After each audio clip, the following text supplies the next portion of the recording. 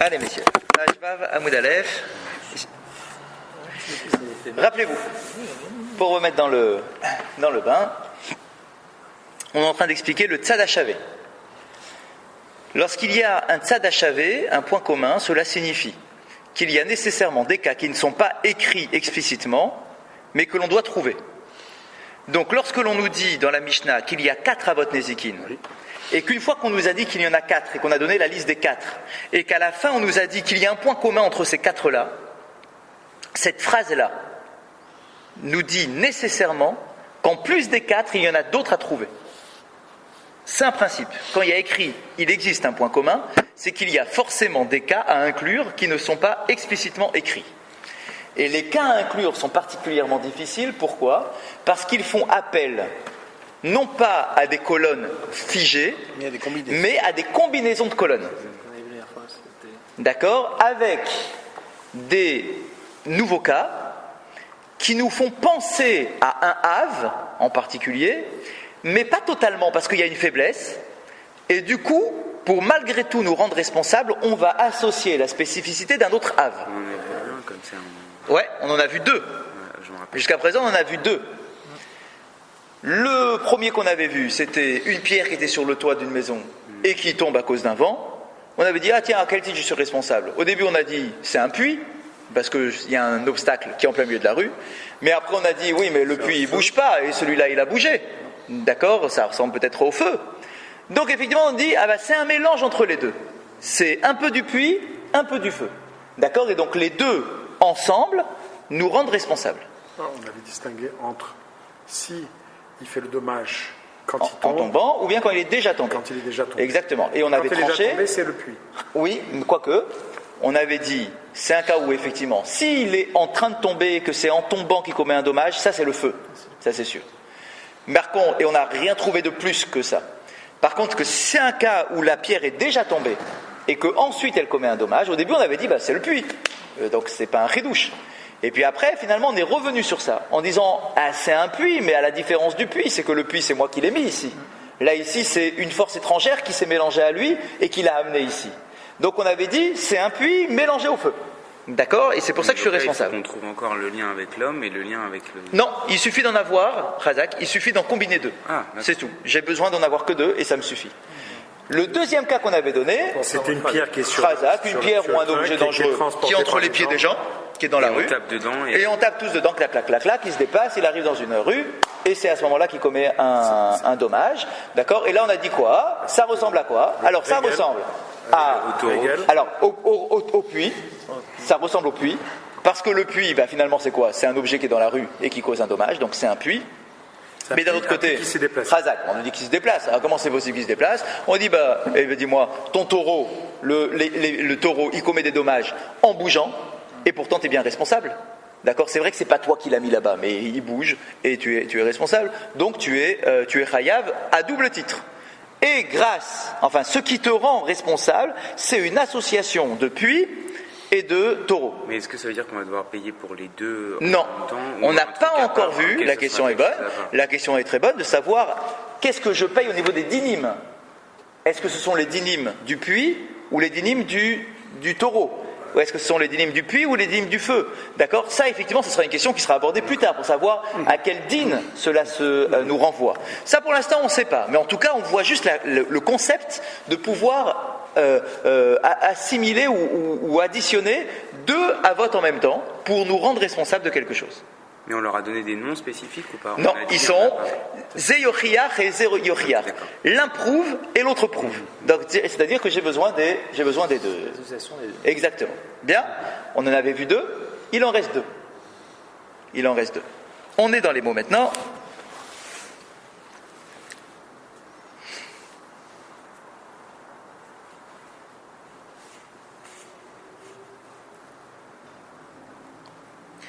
Où est-ce qu'il est ? Voilà, c'est ici. Rav Ada bar Ahava, vous l'avez ? Non. Rav Ada, on est au dernier tiers de la colonne. Rav Ada bar Ahava. Oui.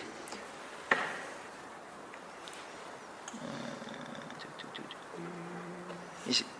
C'était beaucoup plus haut. Ouais. Ok. Amar, leatouye hadetania.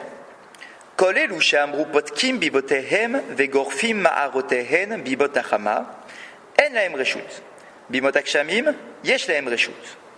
Afal pi shebershut imezeku, chayavim leshalem. On nous enseigne dans une braïta. À l'époque, les gens avaient le droit de vider les eaux usées de la maison dans le domaine public. D'accord ? Pots de chambre et autres, fosses septiques, etc. Ils avaient le droit de les jeter dans le domaine public. Ils ne pouvaient pas garder ça à la maison indéfiniment. Il n'y avait pas de canalisation. Donc comment est-ce qu'ils faisaient les gens ? Ils jetaient dans la rue. D'accord ? Les rues étaient déjà un peu travaillées pour que ça puisse s'évacuer, d'accord ? Mais ce n'était pas exceptionnel non plus. Mais bon, ils avaient quand même des systèmes qui sont déjà rapportés d'ailleurs dans la Gemara par ailleurs, d'accord ? Donc il y avait un système de tout à l'égout, d'accord, qui ressemble à peu près à ça. Mais en tout cas, à la maison, il n'y avait rien pour évacuer ces eaux. Donc qu'est-ce qu'on faisait ? On gardait, et il y a un moment où on balançait ça dans la rue. Bien. Eh bien, regardez ce que nous dit la Braïta, et c'est effectivement retenu dans la halakha comme ça. On nous dit, pour vider tes eaux usées ou tes fosses septiques, tu n'as pas le droit de le faire dans le domaine public pendant l'été ou pendant le printemps. Pourquoi ? Parce que pendant cette période, les rues sont propres. Les rues sont entretenues par la voirie, par la municipalité. Les responsables entretiennent les rues sont sèches. On est au printemps, etc. Donc on ne peut pas commencer, vous imaginez, si tout le monde commence à jeter ses eaux usées, alors que le trottoir est propre, à peu près, comme à l'époque, d'accord, et que tout le monde commence à tout balancer dans la rue, ça va tout pourrir, d'accord. Donc la halakha nous dit, pendant l'hiver, pendant l'été... L'été comme l'hiver, pour moi. Alors, regardez la différence. Non, en hiver il pleut. Pendant l'été, c'est ça, l'été ça va rester là, ça va sentir, etc. Elle est moins fréquente. Donc en hiver, et en plus, bon, on parle ici à Babel et en Israël, quoi. Hein, donc on connaît. C'est ça. Donc déjà, on est d'accord. Mais là ici, le truc c'est qu'il faut évacuer. En hiver t'as la pluie. C'est ça. Donc le principe est le suivant. Le principe est le suivant. La Torah nous dit quand ils étaient dans le désert, qu'il fallait sortir du camp, creuser un trou, etc. Donc il y avait des précautions ici. Tu le balances pas comme ça. Il doit y avoir un endroit spécial fait pour cela. C'est pas sur le trottoir. En fait, on nous apprend dans cette braïta que c'est dans le domaine public. Et même plus que cela, on nous donne des précisions. Pendant l'été, tu n'as pas le droit de les évacuer dans le domaine public. Tu stockes. T'es la fausse, ou sinon tu mets à l'extérieur. Le jour où ils jettent tout. D'accord. Ou tu vas à l'extérieur. On pourrait aussi dire que si on va à l'extérieur pendant l'été, on peut aussi faire ça l'hiver. Ce qu'on apprend, donc c'est intéressant. Ce qu'on apprend, c'est que la braïta te permet pendant l'été, t'interdit de jeter tes eaux usées dans le domaine public. Par contre, en hiver, tu as le droit. En hiver, tu as le droit parce que il fait froid, il y a des pluies, les rues, de toute façon, sont sales, d'accord, c'est un peu, c'est des tas de terre, etc. Donc tu n'es pas en train de salir, toi, le domaine public, et en plus, il y a de l'eau, il y a de la pluie qui va un peu évacuer tout ça. Bon, c'est une braïta qui est comme ça. Exactement, c'est une donnée. Mais, même lorsque c'est une période où tu as le droit de jeter les eaux usées dans le domaine public, si jamais cela cause un dommage, tu es quand même responsable du dommage. C'est pas parce que tu as le droit que tu as le droit de faire ça n'importe comment. Tu as le droit de le faire, mais tu fais quand même attention. Tu ne balances pas sur les gens. Si tu as balancé tes eaux usées sur quelqu'un qui passait, c'est toi qui dois les payer. Ne va pas me dire « Ah ouais, mais j'ai le droit, on est en hiver. » Non, oui d'accord, tu as le droit d'évacuer tes eaux usées en hiver dans la rue, c'est vrai, mais pas sur les gens. Donc, si jamais tu commets un dommage à cause des eaux usées que tu évacues dans la rue, tu es responsable, tu es chayav. Ok ? Bien. À quel titre ? C'est là la question. Eh bien, Ravava, qu'est-ce qu'il dit ? Il dit le tzada shavé, c'est ça que ça vient inclure. Le fameux point commun qu'il y a entre les quatre, ou entre deux des quatre, ça vient inclure ce cas-là, qui ne rentre pas dans une seule catégorie, mais qui va avoir besoin d'une association de deux catégories pour nous rendre responsables. Et il explique. Ça sent le vécu. Regardez ce qu'il nous dit. Il nous dit... Afalpi chez Berchout. Donc, même si ça s'est fait de manière autorisée, ça veut dire qu'on est en hiver et tu as jeté tes eaux usées, Imeziku, Chayavim les Shalem. Si jamais il y a eu un dommage, tu dois payer. Ça, c'est sûr. Et la Gemara pose maintenant la question, c'est plus la Braïta. Et Ridame, à quoi cela ressemble-t-il? C'est-à-dire, quel est le cas d'application de ta halakha? Moi, si. D'abord, comment est-ce qu'ils ont pu faire du dommage avec les eaux usées? Tu t'as lancé, quelqu'un passait, tu l'as sali. Tu l'as sali. C'est un dommage, tu l'as sali. D'accord. S'il glisse dessus. Ou par exemple, il glisse dessus. Ça fait un puits. D'accord. Intéressant. Donc regardez ce que dit la Gemara. À quoi cela ressemble-t-il? Alors, deux cas de figure. Si c'est en jetant mes eaux usées que je commets un dommage, c'est-à-dire que je jette sur quelqu'un, sans faire exprès, d'accord? Mais c'est en jetant que ça touche quelqu'un. Si c'est ça le cas, c'est la pierre, ça. Non, c'est pas la pierre. La pierre en tombant? Ah non. C'est le taureau. Non. Mais il en reste plus. Ah non. C'est l'homme. C'est quoi? C'est l'homme. C'est l'homme. Ah oui, c'est l'homme. C'est l'homme qui crache. C'est lui-même. Ah, c'est l'homme qui crache. Rappelez-vous, on avait dit si je crache et que vous avez raté celui-là. Heureusement.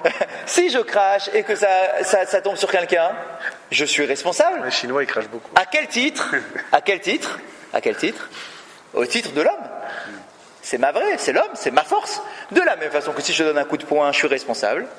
Si je détache mon poing et qu'il arrive sur ta tête, je suis aussi responsable. C'est mon poing, c'est ma force. D'accord, très bien. Mais, c'est mon énergie. Mais la pierre qui tombe, c'est un peu pareil, non? Ah non, c'est différent.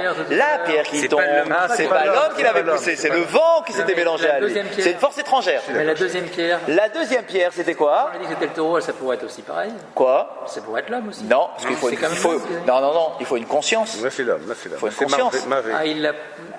Là ici, là, dans le truc qui était dans les pieds des gens, personne n'avait de conscience, on ne s'est même pas aperçu. Quand on avait fait Tactile à tourner. On avait donné l'exemple du taureau qui tape sur une pierre et qui va casser une fenêtre. Ah oui, ça c'était aussi un digne qu'on avait vu il y a mais pour l'homme, on a dit que c'était dans le mouvement. Oui, Razak, le mouvement. Quand c'est par terre, c'est associé au trou. Razak, exactement, c'est exactement la même chose qu'on dit. Si c'est pendant le mouvement que ça salit quelqu'un, d'accord, donc ça s'appelle quoi? Ça s'appelle kocho, c'est ma force. D'accord. C'est ma force, c'est comme mon crachat, c'est comme mon poing, c'est ma force. C'est la suite de l'élan que j'impulse à cette eau usée. Ce qui est surprenant quand même, dans tous ces cas-là, oui. On s'aperçoit que systématiquement, dans tous les cas qu'on a vus, il y a deux possibilités avec le Nézek. Oui. Et c'est l'une des possibilités, c'est l'un, et l'autre c'est l'un. C'est pas en même temps l'un et l'autre. Exact, vous avez raison. C'est surprenant. Vous avez raison, c'est vrai, dans le raisonnement, c'est vrai ce que vous dites. Mais là, regardez, on peut aussi faire cette constatation, c'est que lorsque l'on te propose cette première voie de réflexion, en te disant, c'est peut-être un cas où c'est en mouvement. Si c'est en mouvement, ça s'appelle l'homme. Et la Gemara ne va pas plus loin dans ce sens. Elle ne va pas essayer de te dire, ah non, mais peut-être que c'est pas l'homme. C'est évident. Si c'est en mouvement, ça ne peut être que l'homme. D'accord? Donc, je ne peux pas continuer à chercher dans cette voie-là. Donc, si ce n'est pas un cas où c'est en mouvement, alors c'est un cas où c'est pas en mouvement. Donc, c'est quoi le cas où c'est pas en mouvement? C'est que j'ai jeté mes eaux usées, elles sont tombées par terre dans le domaine public, et qu'ensuite, une fois qu'elles étaient déjà par terre, quelqu'un a glissé dessus, il s'est sali ou il s'est cassé quelque chose, et donc je serai responsable dans ce cas-là. D'accord? Donc, a priori, c'est vers ça qu'on s'oriente. Et là, c'est le puits. Chazak. Alors, si tu dis...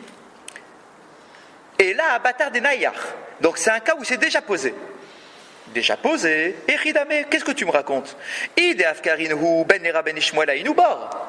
Si c'est un cas où c'est déjà posé, et que c'est parce que c'est posé que ça commet un dommage, c'est quoi ça? Et d'après Rav et d'après Shmuel, c'est un puits. C'est quoi la définition d'un puits? C'est un dommage qui est là, qui est posé et qui commet un dommage. Posé par moi. D'accord, donc là c'est un puits, d'après Rav et Shmuel, tout le monde est d'accord pour dire cela. Maïshnabor, des trilatasiato la nezek, ou mamoncha, ou shmirato alecha, anename, trilatasiata la nezek, mamoncha, ou shmiratan alecha. Et on nous dit, donc toujours on rentre dans les cases, d'accord, quelle est la particularité d'un trou? C'est que le trou, depuis le moment où je commence à creuser, c'est un danger potentiel, d'accord, intrinsèque. Ensuite, c'est à moi, il m'appartient, et je dois le surveiller. Et bien là, des eaux usées, par définition, c'est sale depuis le début. D'accord, donc ça peut commettre des dommages, ça peut salir, quoi, concrètement. C'est à moi, c'est moi qui les ai formés, ces eaux, d'accord, et je dois les surveiller, je dois faire attention pour pas que ça endommage ceux qui sont autour de moi. Pas à cet endroit. De quoi Ils Il ne se trouvait pas à cet endroit initialement. Khazak. C'est exactement ce que veut dire la Gemara. Et là, Delo Afkarinu. Alors imaginons que c'est un cas où je ne l'ai pas rendu Efker. Il dit, mais tu t'en sors toujours pas. Vous voyez, on est vraiment dans les mêmes logiques. Hein. On avait déjà eu exactement le même raisonnement 2 fois précédemment.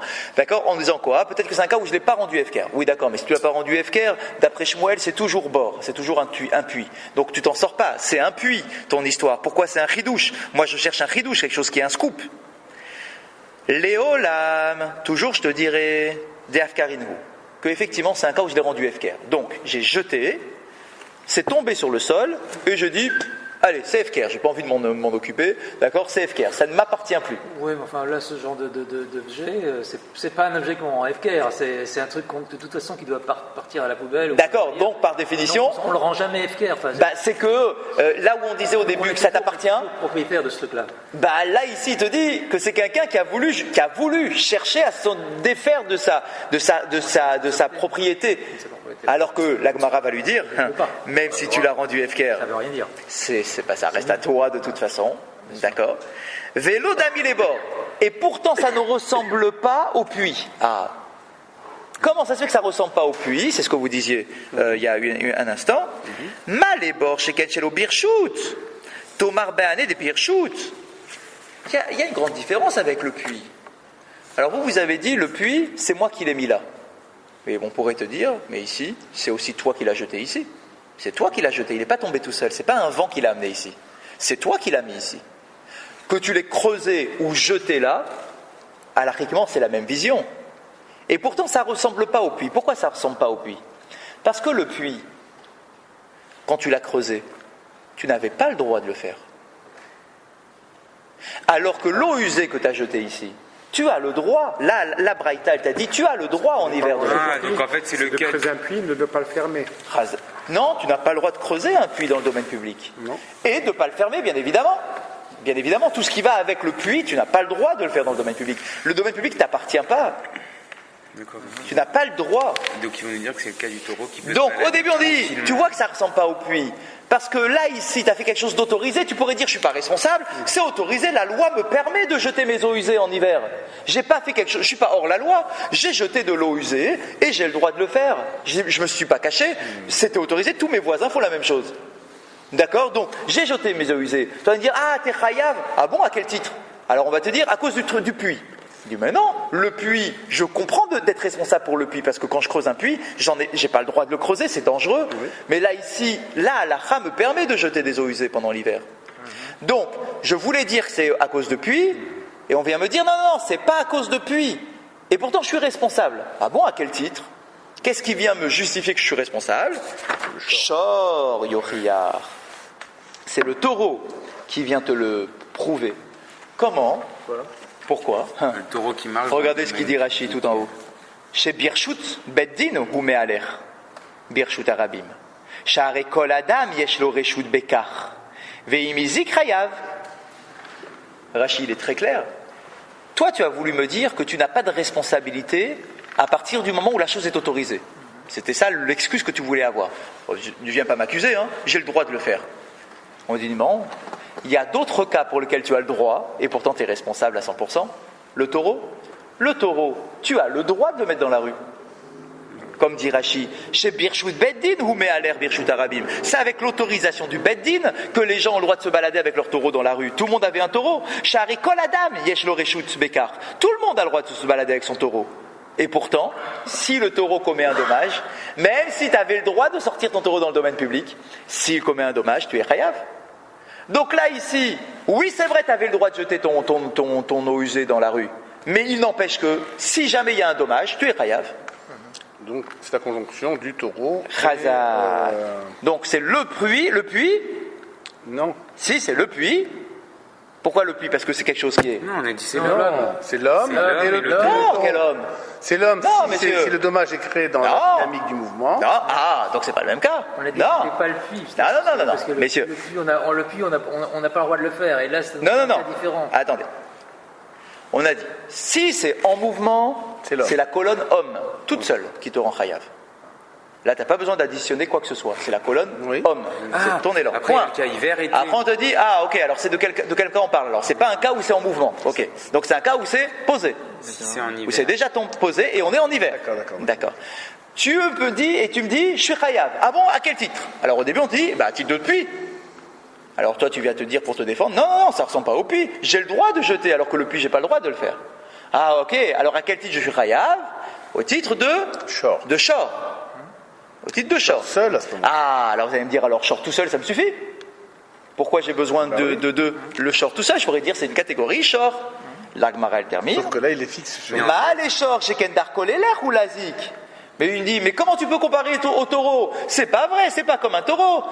Pourquoi? Parce que le taureau, c'est sa nature d'aller commettre un dommage.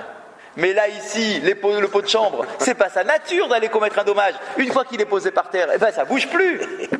À quel titre je serai responsable? Au titre de puits. Le puits, tu vois bien qu'il ne bouge pas, et pourtant tu es responsable. Donc c'est une combinaison de taureau et du puits. D'accord. Alors juste, mais quand on est en été, c'est que le puits. En été. Parce qu'il n'y a pas on n'a pas le droit de le faire. C'est évident. En été, c'est évident que tu es chayav au titre de puits. Ok, d'accord. Tu n'as pas besoin d'additionner quoi que ce soit. Parce que là, tu peux pas dire, mais je suis pas responsable, j'avais le droit de le faire. Non, monsieur, tu n'avais pas le droit de le faire, tu es responsable. Donc c'est comme si tu creusais un trou en plein milieu de la rue. C'est exactement pareil. D'accord? Donc, en hiver, très bien. Lorsque mes eaux usées sont déjà sur le sol, je suis chayav, et c'est un chidouche, parce que le propriétaire aurait pu se défaire de sa responsabilité en disant « Mais non, j'ai le droit de le faire, c'est bon, il n'y a aucun souci. » Non, tu es chayav, parce que c'est une addition de bord et de shor. Là où il y a la faiblesse de l'un, l'autre vient compenser. Shor, bord, permission du shor, permission de jeter les eaux usées, et pourtant tu es chayav, parce que ça ressemble à la moitié de bord. Et si c'est le cas aussi, c'est quand c'est jeté. Dans le mouvement, donc c'est l'homme. Marvé, c'est uniquement. Mavré seul, Razak. C'est Mavré seul. Alors, et donc là, dans ce cas-là, on ne peut pas dire que ce cas-là, on n'a pas besoin de chavé. Exactement. Pourquoi je n'ai pas besoin? Parce que, en réalité, comment elle réfléchit la Gemara? C'est que si celui qui est à l'origine du dommage a une porte de sortie pour se défaire de sa responsabilité, c'est là qu'il faut qu'on l'encadre, qu'on le coince. Mais dans le cas où c'est en mouvement, il n'a aucune porte de sortie. À quel titre tu veux qu'il s'excuse, d'accord, qu'il s'exonère de payer? À quel titre? Qu'est-ce qu'il va te dire pour se rendre patour? Il ne peut rien te dire. Quand c'est en mouvement, c'est comme ton poing, c'est comme ton crachat, c'est évident que tu es responsable. Si, il peut dire que ça ne vient pas directement de lui. Ah, tu mentes! Et là, c'est différent. Non, il dit que c'est pas sorti comme son crachat directement. Alors là, la Gemara, elle te dit, c'est exactement pareil. Si tu prends une pierre, tu la balances sur ton copain, c'est la même chose. C'est évident, tu vois, il n'y a pas où sortir. Et même une pierre que tu lances en l'air et qui retombe sur le copain sans vouloir l'atteindre. Exactement, tu es responsable. D'accord? Et personne ne peut sortir de cette responsabilité. C'est clair, c'est une seule colonne et c'est clair. Dans l'autre, la particularité de l'autre, c'est que tu pouvais t'en sortir. Tu aurais pu avoir des arguments, s'il n'y avait pas un beddin, s'il n'y avait pas une halakha, tu aurais pu commencer à discuter. Et sincèrement, d'accord, en disant, je suis désolé pour toi, mais maintenant, qu'en est-il de mon obligation de te payer? Écoute, il y a de quoi discuter. Je ne suis pas responsable parce que j'ai le droit de faire un truc pareil. D'accord? Je suis désolé pour toi, mais qu'est-ce que je te dis? J'ai le droit. Donc là, celui qui peut avoir une porte de sortie, d'un point de vue du raisonnement, la halakha est obligée de venir pour le coincer en disant non, c'est vrai qu'il y a une faiblesse d'un côté, mais on vient le compléter avec le deuxième qui est le taureau ou le puits. D'accord? Vechazaradin. Et on tourne en rond. C'est très, très, très puissant ce que vous dites, c'est-à-dire c'est pas le fait de renforcer chaque catégorie. Le inyan, c'est d'empêcher la personne de sortir du truc. Exactement. Je pense que c'est ça. C'est le point. Je pense que c'est ça le cœur. C'est ça après on court dans toute la. Ouais, exactement. Je pense que c'est vraiment ça le point. Parce qu'on aurait pu imaginer, quand on a une liste, les exceptions renforcent la liste. Oui. Mais en fait, c'est pas ça. Moi, c'est ce que j'imaginais. Donc, c'est comme vous dites, c'est-à-dire que c'est pas que les catégories doivent couvrir toutes les possibilités qui existent. Non, c'est qu'il ne faut pas qu'il y ait une situation dans laquelle un homme puisse dire, écoute. C'est ça. Sauf si c'est le cas. Il peut avoir un cas à l'Afrique où il est pas tour. Ça pourrait y exister. Les Tanaïm ici, voilà. Après la Gemara, mon avis, ils ont bien cadré les choses. On peut le dire un petit peu autrement. Oui, dis. En fait, il y a les 4 cas de dommages. Oui. D'accord. Mais en fait, les 4 cas de dommages sont complétés par les combinaisons. Et c'est ça qui est très fort pour moi dans le raisonnement. C'est-à-dire qu'en fait, on peut pas s'en sortir uniquement en se disant, après tout, si je suis abrité par un de ces 4 cas, où je suis en dehors, je peux démontrer que je suis en dehors d'un de ces 4 cas, ça, et je suis tranquille. Non, parce que la force, justement, c'est de dire toutes les combinaisons sont possibles. Alors, on a fait 4, je sais pas, il y en a peut-être. C'est ça, il y a maintenant la 4e. La 4e qui arrive. Mais c'est ça la richesse. C'est ça. Du raisonnement. Et la conséquence de ces combinaisons, c'est que ça encadre, et justement mais c'est une conséquence. Moi, j'ai une question par rapport à ce que tu dis. Oui. Où, justement, est-ce que les combinaisons sont infinies? Ou est-ce que ça fait un nombre fini de catégories? Ça aussi, une bonne question. C'est intéressant. Si on voit le chat de la Gemara, d'accord, on est en train de poser la question au tout début, on a dit Tzad HaShaveh. Que vient inclure le Tzad HaShaveh? On a posé une question. S'il y a le mot Tzad HaShaveh, c'est que ça vient forcément inclure quelque chose. Et chacun a proposé un cas. On a 4 rabbanim différents, et chaque Rav vient proposer un cas. Est-ce que le Tzad HaShaveh suffit à faire un cas en plus? Dès qu'il y a un cas en plus, j'ai justifié le terme Tzad HaShaveh, ou bien c'est simplement une voie de réflexion qui vient te montrer qu'en réalité tu peux faire n'importe quelle combinaison et additionner les uns avec les autres. Je te donne un exemple parce que oui, c'est ça. En gros, il nous explique que ça ne sert à rien de chercher une faille. Les combinaisons de 4. Non. C'est 2 à la puissance 4. C'est que devant chaque 4, tu devras rechercher. Tu peux faire toutes sortes de combinaisons. Ça couvre ce cas-là. Je pense que oui. Parce que là, on en a pris 2. On a pris l'association de 2. C'est-à-dire c'est 16 possibilités. Mais on pourrait effectivement dire pourquoi pas combiner 3 cas, voire 4 cas. Voilà, c'est ça. Pourquoi pas combiner 3 cas? Exactement. Pourquoi pas? Peut-être qu'on aurait besoin une fois de 4 cas. Mais a priori, est-ce que la Gemara l'exclut? Non, elle n'exclut pas. Non. Elle vient t'inclure quelque chose. Voilà. Donc ça veut dire elle t'inclut le Tzad HaShaveh. Ça veut dire que ça veut dire que la combinaison. Et après, tu es invité à. C'est une fonction qui doit exister dans la réflexion des différents événements qui peuvent se poser. C'est ça. Et donc par conséquent, on peut imaginer. Très certainement que lorsqu'on allait au Beddin, très certainement que quand on allait au Beddin, j'imagine que les Dayanim, réfléchissaient avec toutes. Ça veut dire que ce serait le nombre de possibilités comme infini, c'est 2 puissance 4 plus 3 voilà. C'est 4 factoriel, ça fait 24. Non, 2 puissance 4 plus 3 puissance 4 plus 4 puissance 4. Non. Oui. On refera. Bon, on refait le calcul. D'accord. Mais en tout cas, sur l'idée, on est d'accord. C'est une combinaison. Sur l'idée, on est d'accord. Je pense que c'est une invitation à. Quand tu fais 4 possibilités, non, 4 possibilités, ça fait 1. C'est toujours la même. Oui, bien sûr. Donc, ça fait 1.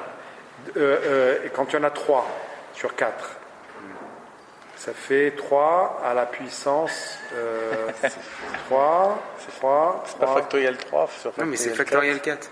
C'est les combinaisons. Ça fait 4 fois 3 fois 2, ça fait 20. C'est la formule de la combinaison. C'est la formule de la combinaison. On les refera. Bon, vous discuterez de ça Shabbat matin. Shabbat matin, on a le droit. C'est pour la Gemara, ça va. Ok, en tout cas, on a compris l'idée, d'accord? Et il y en a un 4e quand même. Il y a un 4e cas.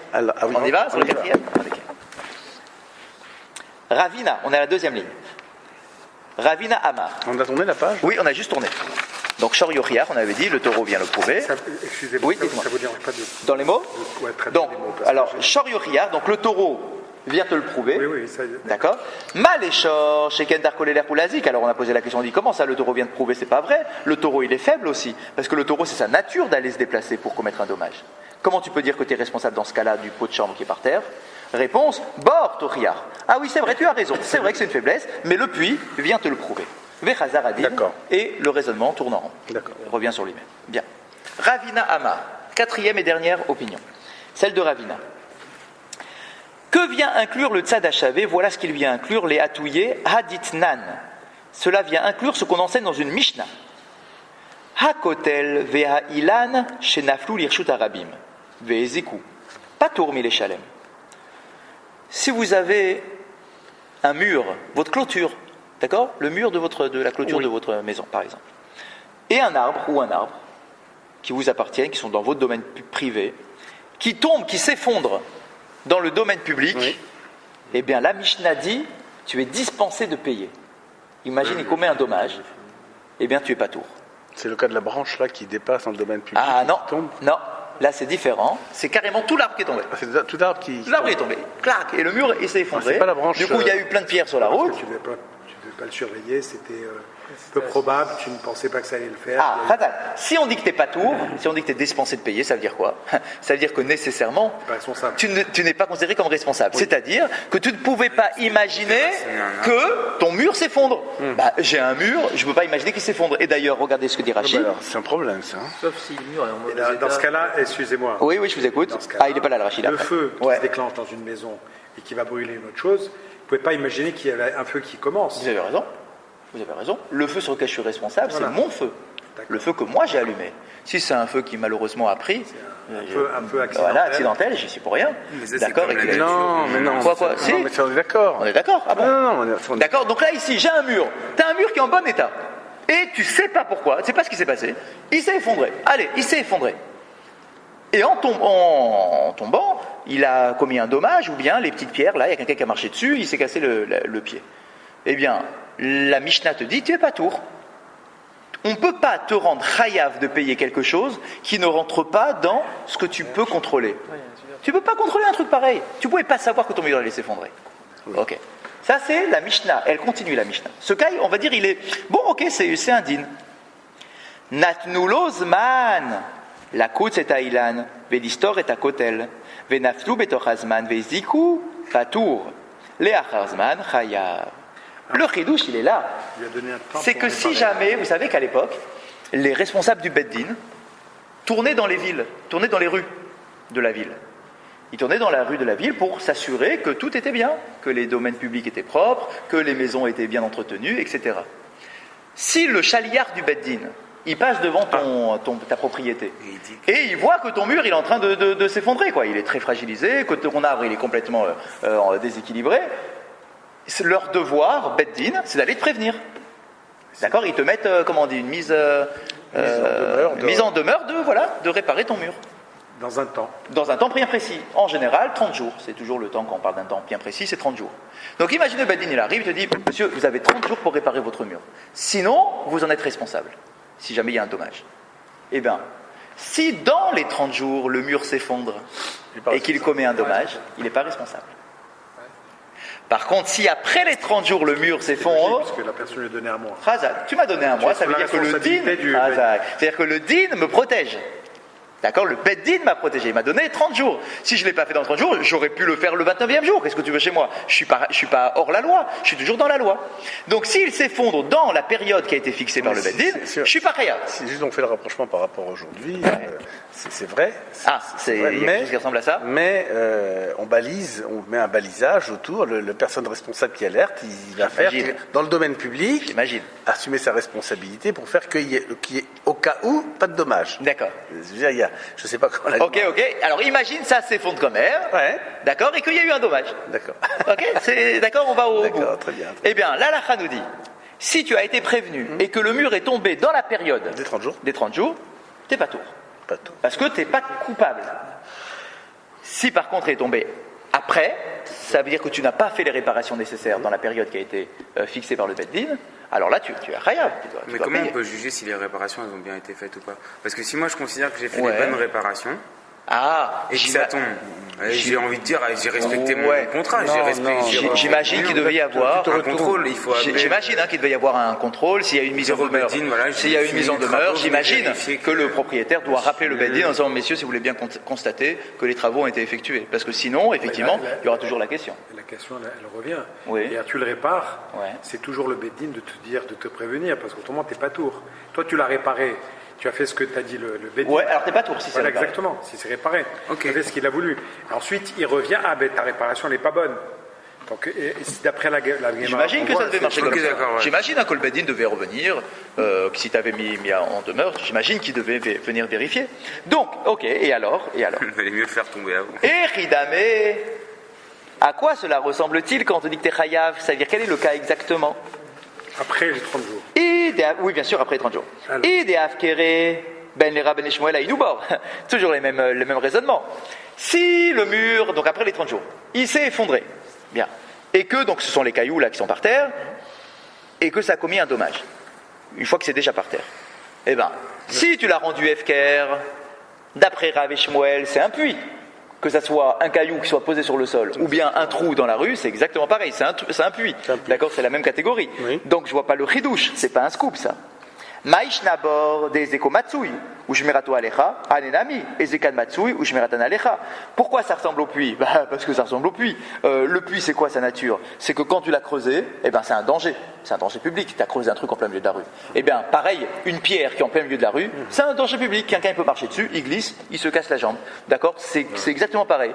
C'est pas en profondeur, c'est vrai, c'est en relief, mais il n'empêche que c'est la même catégorie, quoi.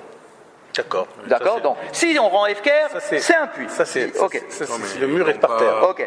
Idélo. Quoi qu'est-ce que vous dites?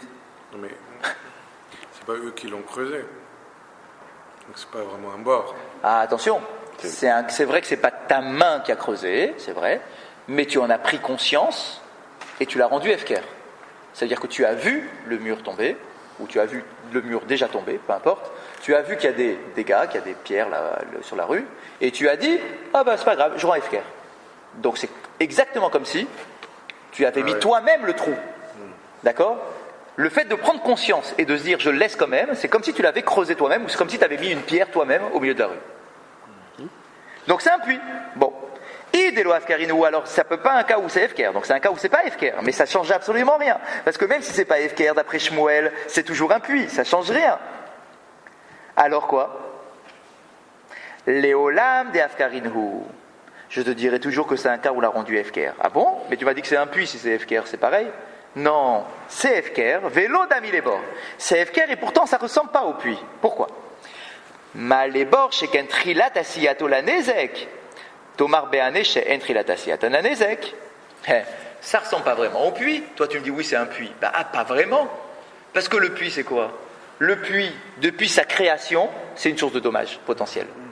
Un mur, depuis sa création, c'est pas une source de dommages potentiels. Oui, c'est un mur quand il est par terre. Ah oui, mais au moment où il a été créé, il n'a pas été créé trou. Non, mais il a été créé mur. Non, mais d'accord, mais à partir du moment où il est en danger de ruine, ce mur.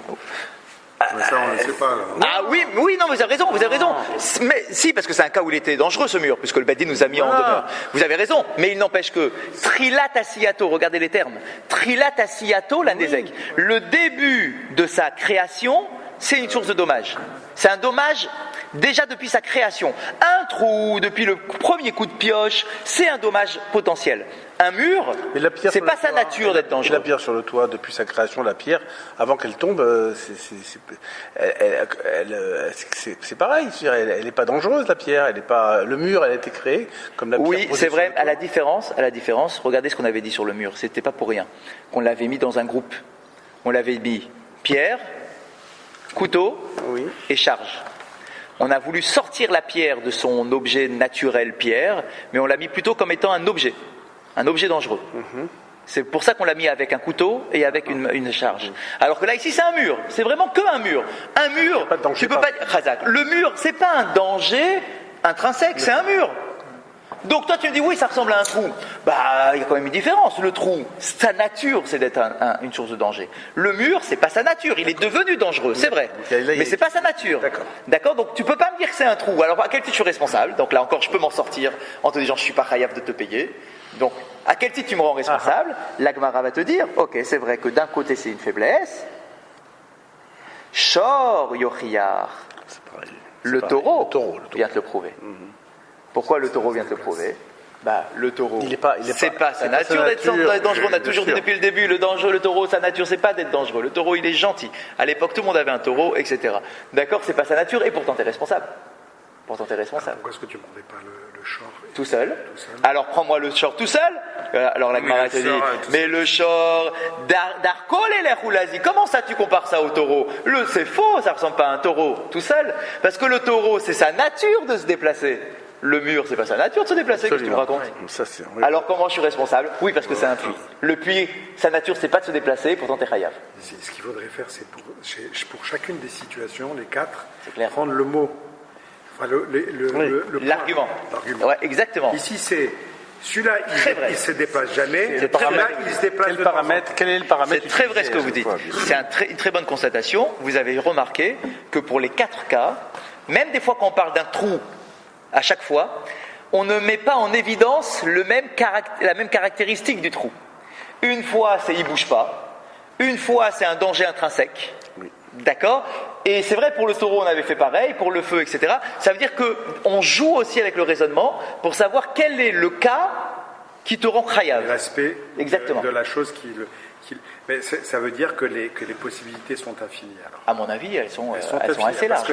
Parce que c'est-à-dire que les catégories sont quand même figées. Pas simplement la combinatoire des 4 cas, mais dans chacun des cas, tu peux prendre différentes choses. C'est-à-dire ça englobe, en fait, c'est pour ça qu'on a fait des...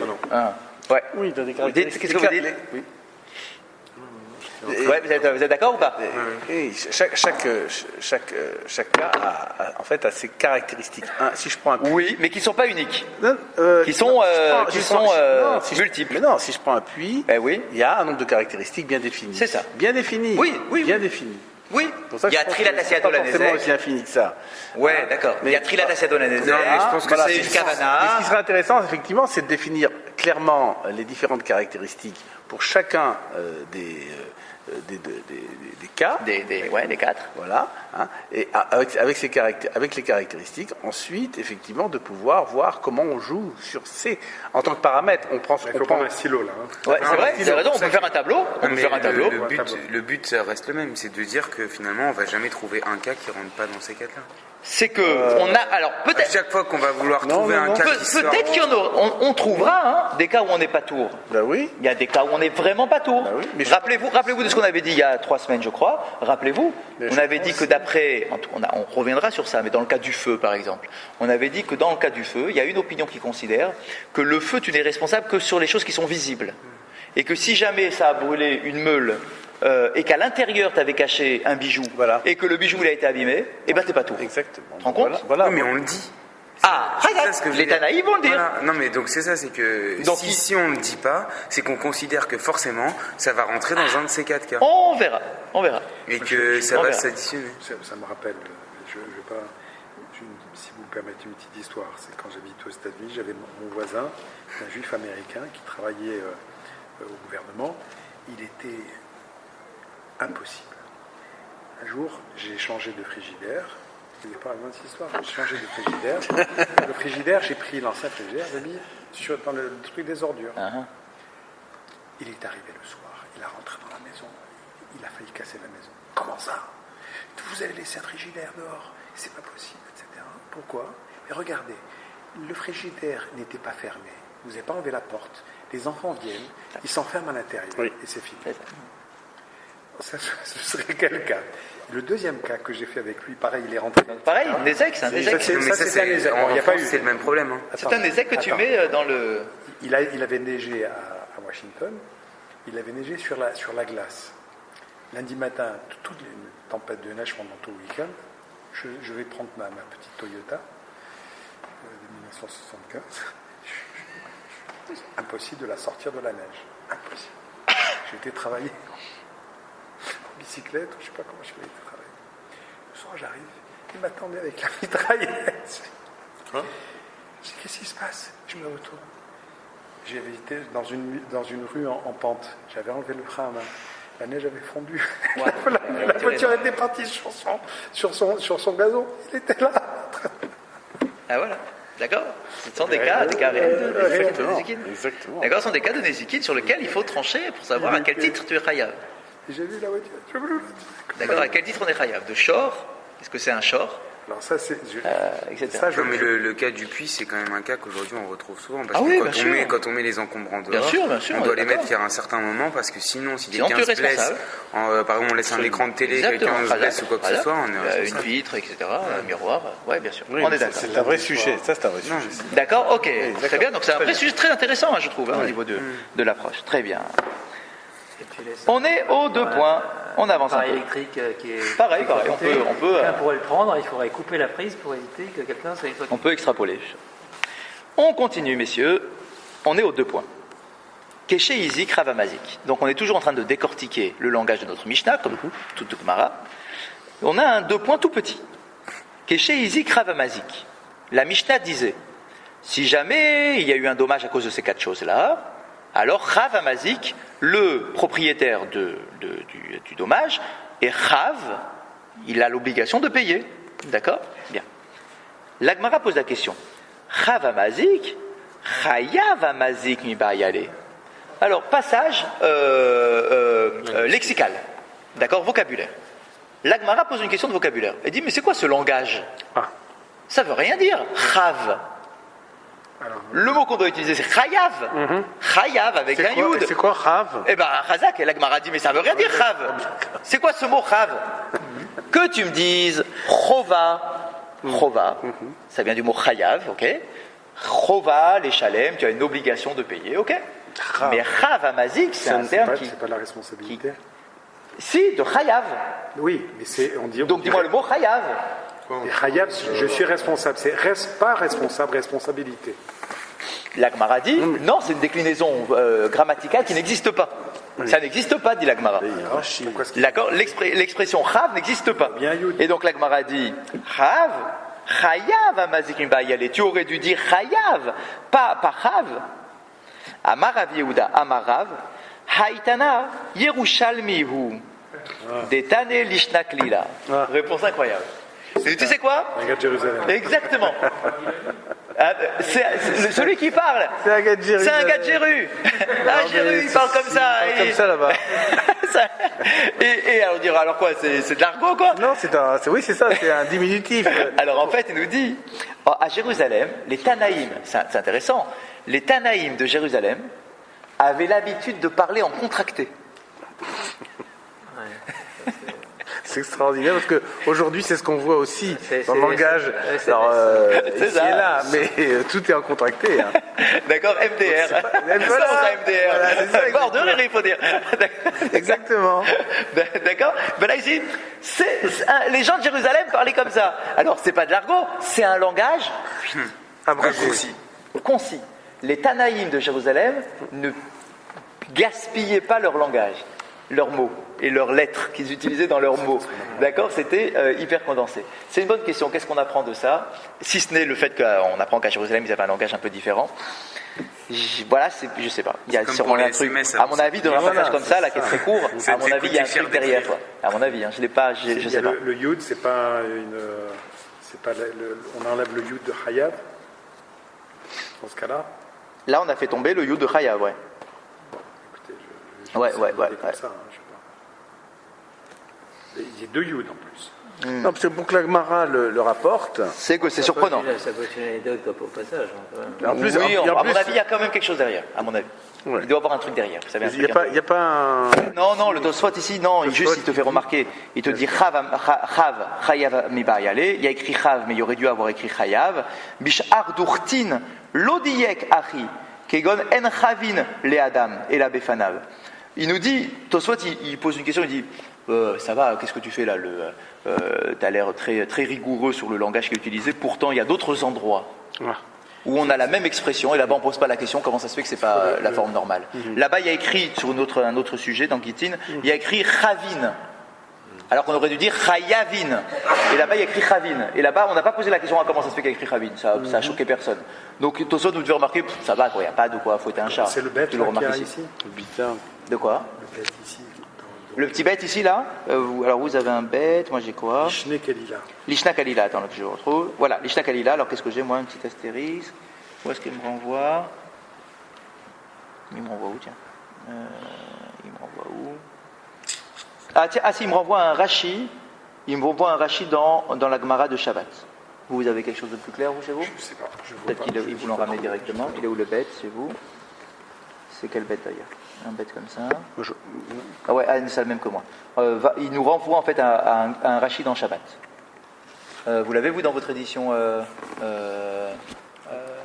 agrémentée ? Elle n'est pas très agrémentée. Ah ouais ? Non, il fait dire rien. Ok. Le mot était bien. Pardon ? Le terme de Rav qui m'intéresse, c'est qu'est-ce que faisait ce Tana de Yerushalayim dans cette discussion ? Ah non, ça c'est une erreur. Parce qu'on est dans une Mishnah là. Et les Mishnayot sont donnés par les Tanaïm d'Israël. Je vous rappelle que les Tanaïm, à Jérusalem, en Israël, les Tanaïm, je parle, pas les Amoraïm. Les Tanaïm sont de Jérusalem, d'Israël. Les Amoraïm. D'accord. La Mishnah, c'est de l'hébreu, c'est pas de l'araméen, la Mishnah. D'accord. Ils viennent d'Israël, les Tanaïm. D'accord. Mais dans les Tanaïm, il y en a qui vivaient un peu partout en Israël, il y en a qui vivaient à Jérusalem. Ceux de Jérusalem avaient un langage un peu différent. D'accord. Donc, ne le mettez pas au niveau des Amoraïm. Exactement. C'est les Amoraïm qui étaient en Babylonie. Mais les Tanaïm, eux, ils étaient encore en Israël. D'accord. Ok. On est aux 2 points suivants. Alors là, on a une souga un peu difficile. L'échalem tachloumé nezek. Juste les débuts des 2 points. L'échalem tachloumé nezek. Il y a quand même un gros sujet sur lequel on n'a pas du tout. Le prix des nezek. Bah ouais. On a dit quoi dans la Mishnah? Non, mais c'est quoi ce qu'on avait dit au début, on ne sait pas ce qu'on doit payer. Exactement. Dans la Mishnah, au tout début, on avait dit un truc très bizarre. On avait dit... Il y a quand même pas mal de pages. Dans la Mishnah, on avait dit que si jamais il y a eu un dommage, tu devras payer Bemetav haaretz. Avec le meilleur la meilleure de la terre. Exact. Cette partie-là, on ne l'a pas approfondie. Oui. D'accord. Et bien là, il est temps de l'approfondir et ça va nous remplir la tête. Si on avait dit, qu'est-ce que c'est le meilleur de ta terre? Est-ce que c'est le meilleur de la tienne ou le meilleur de la sienne? Ok, donc c'est ça. Voilà, ça va être ça maintenant le sujet. Et en plus, normalement, quand tu commets un dommage, tu payes avec de l'argent. Oui. D'accord. Donc, c'est quoi le cas de figure? C'est un cas de figure où tu as été voir celui qui a été endommagé, le Nizak, d'accord, et tu lui as dit, écoute, ok, je prends conscience qu'il y a eu un dommage, je ne suis pas en train de revenir sur ça, j'ai pas d'argent, est-ce que ça te dérange qu'on fasse la transaction avec un terrain? C'est ça le cas de figure. Est-ce que tu en es d'accord? Si jamais ça se passe, tu payes par un terrain, il faudra savoir avec quel terrain tu payes. Eh bien, la Torah va nous dire Metav haaretz, tu devras payer avec la meilleure de ta terre. Tu dois payer avec la meilleure de ta terre. Oui. Ok. Et maintenant, regardez ce que dit la Gemara. Tadou Rabanan, on nous enseigne dans une braïta. Metav sadeu ou metav karbo yeshalem. Donc il y a une braïta, une braïta qui nous dit, c'est à propos d'un verset de la Torah. Le verset de la Torah, le début, c'est quoi? Si tu as un taureau qui a été piétiné dans le champ de ton voisin, ou bien qui a dévoré le champ de ton voisin, tu devras payer, le verset, Metav sadeu ou Metav karbo yeshalem. Tu devras payer avec le meilleur de ton champ et le meilleur de ta vigne, c'est avec ça que tu dois payer. Bien. Ça, c'est le pasouk de la Torah. Metav sadeu shel nizak, ou Metav karmo shel nizak, divrei Rabbi Ishmael. Rabbi Akiva Omer, Loba akatuvela legbot le nezikin min haidit. Attention, il y a une marloquette entre Rabbi Ishmael et Rabbi Akiva. On va essayer de comprendre bien les choses. Rabbi Ishmael dit la chose suivante.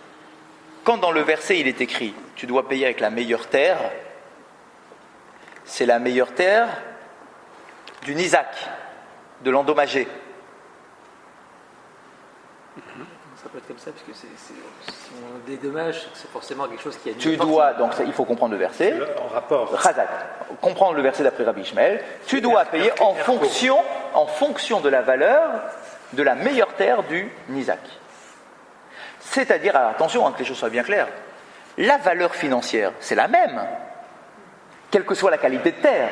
Il ne s'agit pas ici de payer plus que ce que tu as fait comme dommage, On est bien d'accord? Bien sûr. Bien. Mais... quelle est la qualité de terre que tu vas donner? Pourquoi? Parce qu'une terre a un potentiel. À la différence de l'argent. La terre, elle a un potentiel. Elle va donner des fruits, pas simplement une année. Elle va donner des fruits tous les ans. Donc, avec quoi tu vas me payer? Mais si on est plus pauvre. Qui est pauvre? Je suis plus pauvre que vous. Ouais. Que je dois vous payer avec votre meilleure terre à vous. D'accord, qu'est-ce que j'y fasse moi? Si tu m'as détruit ma Ferrari, tu dois me payer ma Ferrari, qu'est-ce que je te dise? Tu vois ce que je veux dire? T'es chayav quand même. Que t'aies pas d'argent maintenant, alors on va le faire. Parce que je suis censé lui donner une parcelle de ma terre. Alors, on avait dit, donc si dans ma terre j'ai pas. Khazak, si tu n'as pas la possibilité, tu deviens son esclave. Khazak, tu te vends. Alors, tu vends ton travail, quoi, on s'est compris. En tout cas, tu dois me rembourser, il n'y a pas de raison que tu ne me rembourses pas, tu es responsable. Alors, vous avez appris que le rabbin Kassabi, il a une thérapie. Ça marche bien. Je comprends pas la discussion parce que si on dit qu'au final on paye le prix qu'on doit payer et qui est fixé. Ah, qu'est-ce que ça change? C'est ça votre question. Elle est excellente. Bah oui, bien évidemment. Qu'est-ce que ça change concrètement? Excellente question. Bah quand même, ça change. Non, que tu la revends. Non, bah voilà. Et ouais, attends. Non, mais c'est pas dire qu'on t'arnaque pas. La valeur, c'est indifférent par rapport. Vous avez raison, mais quand même, il y a une différence. Imagine. À tour, c'est du mètre carré. Quelque chose qui peut valoir. Oui. C'est du mètre carré dans le 16e. C'est plus facile à vendre un appartement qui est au troisième étage qu'au premier étage. Donc le prix n'est pas le même, mais même si tu as l'équivalent du... Bah oui, regardez. De quoi il s'agit? D'accord. C'est quoi le cas dont on parle? C'est soit une terre qui coûte 500 € d'un terrain rocailleux, ou bien une terre plus petite de 500 € de la vigne du top qui te fait une production de vin exceptionnelle. D'accord? C'est quand même plus intéressant, à même valeur financière, d'avoir une parcelle de vigne qui va te donner un vin d'un cru exceptionnel plutôt qu'un terrain rocailleux qui ne sert à rien. Donc quand même, il y a un avantage. C'est vrai que la valeur financière, c'est kiff-kiff, c'est la même. Ce sera 500 et 500. C'est vrai. Justement. Mais quand même, c'est une terre noble que tu as eue. Je ne suis pas d'accord. Pourquoi? Que si vous dites ça, que le potentiel le prix est déterminé par rapport au potentiel de la terre. C'est vrai aussi. C'est-à-dire donc tu auras une toute petite parcelle. C'est vrai. Non. Tu peux avoir une valeur, mais pas la même. Tu peux avoir 1 mètre carré de grand potentiel à 500 et 100 mètres carrés de rocaille. À 500 € pareil. À 500 €, tu as 100 mètres carrés, tu as 1 mètre carré. D'accord, très bien. C'est 500, c'est pareil. Et pareil, tu peux aller, pareil, mais aujourd'hui c'est pareil. D'accord. Mais par contre, ton mètre carré de grande fertilité, ben celui-là, il va peut-être prendre plus de valeur, il va peut-être. Il produit pareil qu'aujourd'hui. Et voilà, donc. Mais c'est vrai que c'est aussi pris en compte. Tu vas pouvoir le vendre plus facilement parce que les gens vont dire ça m'intéresse beaucoup plus que les 100 mètres carrés. Comme aujourd'hui, pareil. La liquidité du bien. Ah, de quoi? C'est pareil. À la revendre. Ouais. À la revente, ton mètre carré, peut-être la vigne. D'accord. Ouais. Non, mais c'est sûr. Je pense que l'environnement, ou bien la qualité de terre joue. Mais après, ça dépend. Peut-être qu'il y en a un qui va se dire, moi, je préfère avoir 500 mètres carrés. Et mettre dessus, je peux mettre. C'est aussi une bonne question. Si toi, l'endommagé, tu dis, écoute. Qu'est-ce que je veux fasse moi avec ton petit mètre carré? Ça m'intéresse pas. Je préfère avoir 200 mètres carrés parce que j'ai envie de faire une piscine. C'est peut-être ça mon intérêt. Absolument. Ok, donc on verra si on a le droit. Parce que si c'est la Torah qui t'impose, est-ce que tu as le droit de revenir sur un digne de la Torah? C'est intéressant. Si la Torah te dit tu dois avoir la meilleure, et toi tu dis mais j'en veux pas de la meilleure, moi je veux un truc qui est rocailleux, je m'en fous. Est-ce que tu as le droit de te défaire de ce que la Torah veut faire pour toi? C'est une très bonne question. Donc concrètement c'est quoi le cas? Tu as 2 appartements. Puisque tu as 2 terrains, un qui est ici à Boulogne et un qui est à Belleville. Ok? Et tu m'as commis un dommage, donc tu vas dire, bah tiens, je vais me débarrasser de mon appartement de Belleville, là c'est ça que je vais te refourguer. La halakha te dit, non, tu dois me donner ton appartement, même s'il est plus petit, tu dois me donner celui qui est à Boulogne. D'accord? À valeur égale. À valeur égale, je ne suis pas en train de t'arnaquer, mais il n'empêche que tu as commis un dommage, quoi. Tu es responsable de quelque chose, tu as loupé un truc dans ta surveillance de tes objets. Cette notion quelle est la raison de la Torah de la Mishnah, de la Torah. Donc, peut-être que la Torah cherche, peut-être que la Torah cherche simplement à protéger les endommagés. Pour pas qu'on fasse exprès en leur disant, tu sais quoi, même si jamais il y a un dommage, sache que tu seras remboursé à hauteur de la meilleure qualité de tes terres. Donc, ce qui est dans ton schéma à toi de luxe. Voilà, selon ta vision à toi. Il y a une autre chose, c'est-à-dire qui intervient, c'est-à-dire que le remboursement ne sera pas pareil si la personne endommage quelqu'un qui est très riche et quelqu'un qui est très pauvre. Donc ça veut dire que c'est ça, on tient compte aussi de cela. C'est intéressant. Mais c'est pour ça que pour les riches, c'est finalement. Si moi je suis pauvre et j'ai endommagé chez un riche. Vous êtes dans la merde. Vous vous rendez compte? Ça veut dire que je dois m'indexer à hauteur de la meilleure terre qu'il a lui. Oui. On l'a dit que la valeur était la même. Oui, c'est vrai, à même valeur. Mais j'ai pas de terrain qui correspond à ce qu'il a de plus beau lui. Donc lui, je ne pourrais pas le rembourser. Avec quoi tu veux le rembourser? Je vais le rembourser avec de l'argent. Le riche, il va me dire, c'est hors de question, je ne vais pas prendre ta terre, elle est nulle. D'accord, donc tu me payes. Ok, donne-moi de l'argent. Dans l'autre sens, si c'est un plus riche qui endommage un plus pauvre, alors il aura de la terre qui sera équivalente à la meilleure terre du pauvre. Mais il n'empêche que ça ne sera pas la meilleure terre du riche. Ah, c'est aussi une faiblesse. C'est une question. Donc, Rabbi Ishmael dit... Si vous monnayez la terre, parce que vous ne pouvez pas payer, l'argent n'a pas d'odeur, elle n'est pas bonne, elle n'est pas mauvaise. L'argent, 500, on a dit 500 € pour un 500 mètres carrés et pour un petit truc, etc. C'est pareil. Là, tu ne fais plus la différence que tu donnes de l'argent. Exact. C'est l'argent, ça règle le problème. Mais il y a un problème, il y a quand même un sacré problème d'éthique quand même. On ne peut pas demander à quelqu'un d'aller payer à hauteur du meilleur de l'autre. Attention, c'est la même somme, hein. C'est la même somme. Non. Tu dois payer 100 pièces. Les 100 pièces, tu dois les payer, hein, quoi qu'il arrive. Mais moi, je t'oblige pas à payer en terrain. C'est si tu veux payer en terrain, ça doit se passer dans ces conditions-là. Si la négociation ne peut pas se faire sur les terrains parce qu'on ne trouve pas l'équivalent, alors tu me payes en argent. On revient sur c'est pour mettre une barrière remboursement financier. Mais attendez, quel est le sens de ça? Parce qu'en fait, c'est le sens, il est quoi? Je vous dis le cas pour s'arrêter là aujourd'hui. Le cas, c'est simple. On est deux voisins. Tu as endommagé mon terrain. Ça m'intéresse d'agrandir un peu le mien. D'accord? Alors, je sais, puisqu'on a nos vignes qui sont côte à côte, d'accord, que, moi j'ai ici ma belle vigne là qui m'intéresse, qui est à moi. Je sais que toi, à côté, tu as la vigne de la même qualité, d'accord, de ma meilleure vigne à moi. Le terrain que tu dois me donner, c'est celui-là. Voilà. Si on arrive à trouver une entente de ce genre-là, ça m'arrange d'avoir même 1 mètre en plus, parce que c'est côte à côte. C'est vrai que si on est au bout de la ville, peut-être ça va pas m'intéresser d'avoir 1 mètre de l'autre côté là-bas. Mais si on est côte à côte, ça peut m'intéresser, moi, de redire un petit peu. Une autre question que je ne comprends pas, c'est pourquoi est-ce que le remboursement doit se faire avec la Haaretz? Non, peut se faire. Si tu veux. Oui, ça c'était la Mishnah. Si jamais ça se fait avec de la terre, ça sera avec la meilleure. Sinon, c'est avec de l'argent. De quoi De l'endommager ou de l'endommager? D'après Rabbi Ishmael, c'est de l'endommager. La meilleure de l'endommager. Il faut que les deux soient d'accord aussi. On continue la semaine prochaine. Oui, bien sûr. Oui, c'est obligé.